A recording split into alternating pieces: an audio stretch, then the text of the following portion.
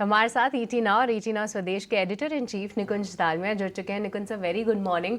रोज हम आपसे फिलहाल तो यही सवाल पूछ रहे हैं कि इलेक्शन से पहले क्या रणनीति चाहिए। कल हमने जिस तरीके की कमेंट्री या ब्रोकरेजेस की रिपोर्ट आ रही थी उस पर चर्चा की, पर कल फिर से एक बार थोड़ा सा मूड और माहौल शेकअप होते हुए दिखा। इस बीच ग्लोबल मार्केट का सेटअप थोड़ा बिगड़ता हुआ दिखा, साथ ही एफआईआई की सेलिंग रुकने का नाम नहीं ले रही। ऐसे में क्या रणनीति अब बनानी चाहिए, क्योंकि रोल ओवर्स भी इतने एक्साइटिंग नहीं लग रहे, तो आप कैसे रीड कर रहे हैं सारी चीज़ें? देखिए, मार्केट की जो पोजीशनिंग है इस समय, आप ये नहीं बोल सकते हैं कि बहुत ज़्यादा नर्वस है और बहुत ज़्यादा एक्साइटिंग है। जी हाँ, लास्ट थर्सडे फ्राइडे हमने देखा था मार्केट में थोड़ा उछाल आया था। मंडे भी ट्रेड ठीक ठाक थी, मगर पिछले 2-3 दिन के अंदर ट्रेड के अंदर अच्छी खासी हमने देखा मुनाफा वसूली हुई है। मार्केट के अंदर 3 या 4 कंपोनेंट्स हैं, उनकी पोजीशनिंग समझ लेते हैं। एफआईज जो एक दिन की खरीदारी, मगर उसके बाद लगातार बिकवाली का ट्रेंड उनका अभी भी जारी है। इसका मतलब यह है कि विदेशी संस्थागत निवेशक in the run up to the election nervous हैं। ग्लोबली इस समय कोई बहुत हमने देखा नहीं कि इमर्जिंग मार्केट में आउटफ्लोज हैं, तो जो सेलिंग हो रही है वो इंडिया स्पेसिफिक है। इंडिया में डिफरेंट क्या है जी, अर्निंग्स तो अच्छी हैं, मैक्रोज अच्छे हैं, मगर फिर क्या परिवर्तन हुआ है? परिवर्तन ये हुआ है कि एफआई इलेक्शन से पहले इस समय कॉशियस है। सेकंड आप आइए म्यूचुअल फंड्स इस समय फुल्ली इन्वेस्टेड हैं। म्यूचुअल फंड्स इस समय कैश पर भी बैठे हैं, मगर वो by and large fully invested हैं। फिर आप बात करते हैं एचएनआई इन्वेस्टर्स की 2 या 3 दिन में हमने देखा है कि थोड़ी बहुत बिकवाली ज़रूर आ रही है, जिससे मोदी स्टॉक्स बोल रहे थे। मैं कई दिनों से बात कर रहा हूँ कि मोदी स्टॉक्स में आपको प्रॉफिट बुकिंग करनी चाहिए, मुनाफा वसूली करनी चाहिए, वह दिख रहा है। फिर आपके आते हैं जो टिपिकल ट्रेडर है, जो निफ्टी, बैंक निफ्टी उन पर रहते हैं, जो कि इस पूरे इवेंट को एक प्रकार की वहाँ पर एक लॉन्ग या शॉर्ट हो, मगर एक वॉलेटाइल, क्योंकि इवेंट के दिन स्विंग रहेगा सबका ये मानना है, तो वॉलेटिलिटी के लिए वह अपने पोर्टफोलियो को, अपनी ट्रेड्स को पोजीशन कर रहे हैं। इस समय रोल ओवर कम है, प्रीमियम बहुत ज़्यादा नहीं है। रोल ओवर कम प्रीमियम, एफआई सेलिंग, कुल मिलाकर के तो मार्केट की जो पोजीशनिंग है इस समय कोई बहुत ज़्यादा एक्सटेंडेड नहीं है। ऐसा नहीं है कि everybody is on the same side of the board.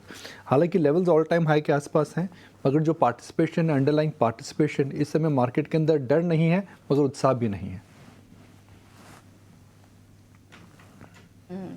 तो ना डर दिख रहा है, ना उत्साह दिख रहा है, कोई क्लियर कट यहाँ पर डायरेक्शन नहीं मिल पा रहा है। इस वजह से हम देख रहे हैं कि थोड़ा कॉशियस इस वक्त बाजार नज़र आ रहा है। एंड ऑफ कोर्स जो क्लैरिटी मिलेगी वो एग्जिट पोल और नतीजों के बाद यहाँ पर मिलते हुए दिखाई देगी। अब थोड़ा स्टॉक स्पेसिफिक चर्चा कर लेते हैं। और निकुंज सर, कल 2 बड़े नतीजे आए। पहले तो टाटा स्टील पर बात करेंगे। नतीजे काफ़ी स्ट्रॉन्ग रहे हैं, कैसे रीड किया आपने नंबर्स को? देखिए, टाटा स्टील के जो नतीजों की बात कर रहे हैं वह गई तिमाही की बात कर रहे हैं, मगर मेटल क्षेत्र के अंदर इस तिमाही के अंदर, जिसे हम कहते हैं अप्रैल मई जून की जो तिमाही है, इसके अंदर हमने देखा है कि तेज़ी देखने को मिली है। इन्होंने गई तिमाही के अंदर यूरोप के अंदर जो लॉस था $110-115 पर टन, वो शायद $40 हो गया, बड़ा स्विंग आया है। तो अगर ये ट्रेंड रहा ग्लोबली स्टील प्राइसेस का, चाइना में जो ट्रेंड्स आ रहे हैं, तो मुझे लगता है कि second half of this year में टाटा स्टील के यूरोपियन बिजनेस में मुनाफा आ जाएगा। ये बहुत बड़ी बात है, बिकॉज जो मुनाफा उनका जो यूरोपियन बिजनेस था, एक प्रकार का उनका पेन पॉइंट रहा है। वहाँ पर अगर मुनाफा आता है, बिकॉज स्टील के अंदर ऑपरेटिंग बेनिफिट्स आते हैं, ऑपरेटिंग लेवरेज के बेनिफिट्स आते हैं, तो सीधा बॉटम लाइन भागती है। तो मुझे लगता है कि टाटा स्टील के लिए अगर ये नतीजे और ये ट्रेंड मजबूत रहा, जहाँ की स्टील प्राइसेस ऊपर है, कोल प्राइसेस ऊपर ज़्यादा नहीं है, आयरन ओर नीचे है, मगर फिनिश प्रोडक्ट्स ऊपर जा रहे हैं, तो टाटा स्टील के लिए FY25 अच्छा साल हो सकता है। तो मुझे लगता है कि स्टॉक में स्कोप टू आउट परफॉर्म अभी है और रहेगा। ठीक है, स्कोप है परफॉर्म करने का और आगे भी रहेगा। निखुन सर, गुड मॉर्निंग। कमिंस की बात करें, स्टॉक तो वैसे 6 महीने में डबल हो गया है, लेकिन नंबर स्ट्रॉन्ग दिख रहे हैं। प्रॉफिट में 50% का जंप है, मार्जिन 6% का बढ़िया इंप्रूवमेंट, आय में भी 20% की बढ़िया वाली ग्रोथ है। कमिंस, यहां से आपको कैसा लग रहा है सर? अभिषेक, नतीजे बहुत अच्छे थे। हालांकि कॉन कॉल हुआ नहीं है, मगर मेरा मानना है कि कॉन कॉल के बाद अपग्रेड्स आएंगे उसके। 1 सेकंड, कमिंस का जो पी मल्टीपल है 50 to 60 टाइम्स है, depending on the estimate you look at. मगर ये जो नंबर आ रहे हैं वो इस नंबर्स को जस्टिफाई करते हैं कि इतना एक्सपेंसिव पी मल्टीपल उसका टिका रहेगा। तीसरा, अगर आप देखें तो कमिंस के अंदर जो ग्रोथ आ रही है, वह ग्रोथ से टॉप लाइन से ज़्यादा बॉटम लाइन में ग्रोथ आ रही है। तो भैया, टॉप लाइन ग्रो कर रहे हैं, बॉटम लाइन अगर ज़्यादा ग्रो कर रहे हैं, तो जाहिर सी बात है मार्जिन पोजीशन या आपकी जो रिटर्न प्रोफाइल या रिटर्न रेशियोज आपके इंप्रूव हो रहे हैं, जो कमिन के नंबर्स में दिख रहा है मेरे को। मेरा यह मानना है कि हालांकि एक्सपोर्ट का जो एक्सपोर्ट्स होते इतने अच्छे नहीं थे, उसके बावजूद भी इनका जो डोमेस्टिक मार्केट है उसमें डिमांड काफ़ी अच्छी आ रही है। और एक इंटरेस्टिंग जगह से डिमांड आ रही है अभी, अभिषेक जाओ, मैंने जब डिटेल्स पढ़ी तो मुझे समझ में आया डेटा सेंटर्स से। देखिए, दुनिया का 20% डेटा हिंदुस्तान जनरेट करता है, मगर हिंदुस्तान के अंदर दुनिया का केवल 3% डेटा स्टोर होता है। तो अगर आप 20% डेटा जनरेट करते हो और आप केवल 2% स्टोर करते हो, तो आने वाले समय में डेटा सेंटर की डिमांड बढ़ेगी। डेटा सेंटर्स के अंदर एक लगातार इलेक्ट्रिसिटी होनी चाहिए, इसके अंदर बैकअप्स काफ़ी ज़्यादा होते हैं। हॉस्पिटल जैसे होते हैं कि ऑपरेशन हो रहा है, अगर इलेक्ट्रिसिटी फ्लक्चुएट हो गई तो आपके बैकअप होता है, तो डेटा सेंटर में वही होता है। तो मुझे लगता है कि जो जेनसेट की डिमांड्स हैं वो डेटा सेंटर से बहुत आएगी। और दूसरी, अगर हाई राइजेज इंडिया में आ रही है जो हम देख रहे हैं, उसमें भी बैकअप्स काफ़ी होते हैं। आप लिफ्ट में जा रहे हैं, भगवान ना करे अटक जाएँ, तो बैकअप्स होते हैं वो। तो कुल मिलाकर के मुझे लग रहा है कि इनके 2 बड़े ग्रोथ फ्रंटियर्स आने वाले हैं आने वाले सालों में, data centre and high rise buildings.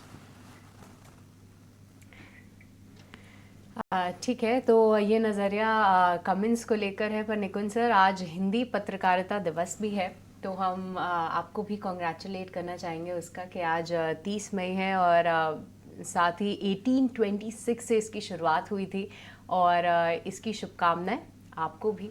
देखिए, हमारी 18 स्वदेश पे क्या हमेशा एक मुहिम सी रही है कि बढ़ो बदलो देश के साथ। और जिन मजबूत स्तंभ पर 18 स्वदेश और 18 ब्रांड की नींव है, वो सबसे इम्पोर्टेंट इंटेग्रिटी। और पत्रकारिता की हम जब बात करते हैं, जर्नलिज्म की हम जब बात करते हैं, तो सबसे इम्पोर्टेंट पार्ट जो होता है वो होता है इंटेग्रिटी, सच्चाई को सामने लाना, निष्पक्ष बातें करना। और आई थिंक 18 ब्रांड, भले हमारा अंग्रेजी चैनल हो या फिर हिंदी चैनल हो, इसके अंदर integrity is the core of what we do. Second is intelligence. Intelligence में हम हमेशा बताते हैं कि हम इंटेलिजेंट ट्रेंड्स आपको बताते हैं, हम आपको कनेक्शंस करके बताते हैं, ग्लोबल क्यूज़ बताते हैं, वो इंटेलिजेंस है। तीसरा, इनोवेशन। अगर आप हमारी प्रोग्रामिंग देखेंगे तो उसके अंदर हम हमेशा इनोवेट करते रहते हैं, नई चीज़ें बताते हैं, नए नए तरीक़ों से आपके लिए हम न्यूज़ कवरेज लाते हैं।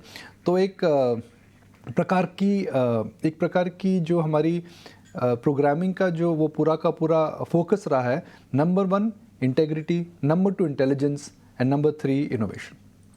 पर सर, ये सब आता है टॉप मैनेजमेंट से, तो मैं आपको भी शुक्रिया करना चाहूँगी, क्योंकि जिस तरीके से आप पॉजिटिव एनर्जी या वो पूरा माहौल देते हैं हम सबको आगे बढ़ने के लिए और हमारे दर्शकों के लिए अच्छा काम करने के लिए, तो उसके लिए आपको भी बहुत बहुत शुक्रिया, और साथ ही आज के इस दिवस के लिए शुभकामनाएं भी। Thank you very much. Congratulations to everybody.